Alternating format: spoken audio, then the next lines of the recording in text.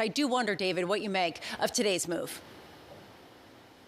Well, I think the move is reflecting we viewed the pandemic, the market viewed the pandemic and COVID essentially in the rearview mirror. And I think what this unwelcome news has done is kind of challenged that assumption. I mean, the assumption was that we'd go from a pandemic to endemic, where we kind of learn to live with COVID. The macro and market impact is pretty limited and diminishing over time. And suddenly we get this news, which, maybe it's a much more infectious variant. Maybe, heaven forbid, it is, less effectively dealt with in terms of vaccines. And that would, that clearly increases the kind of left tail risk of a much bigger sort of impact on global growth and macro.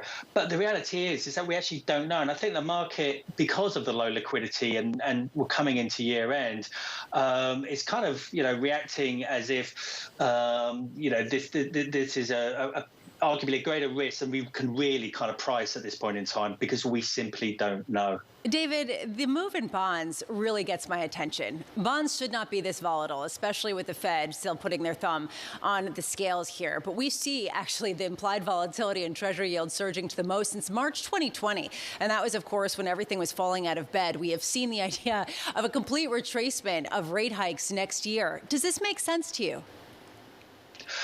Well, I think the reality is that we've seen a lot of volatility now for some time, particularly in short-term interest rate markets. And that's because we are at an inflection point in terms of global monetary policy, and most importantly in terms of the Fed.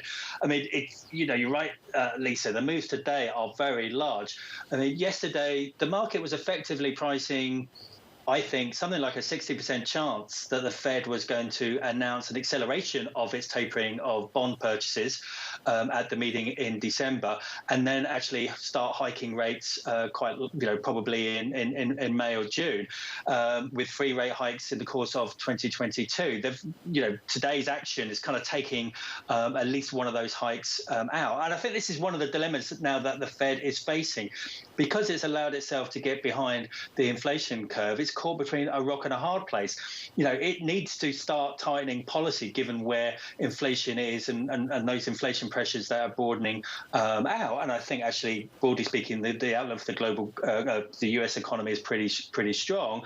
But now, has this added potential uncertainty as to what's going to happen with the COVID and the pandemic, and what are the global implications of that as well.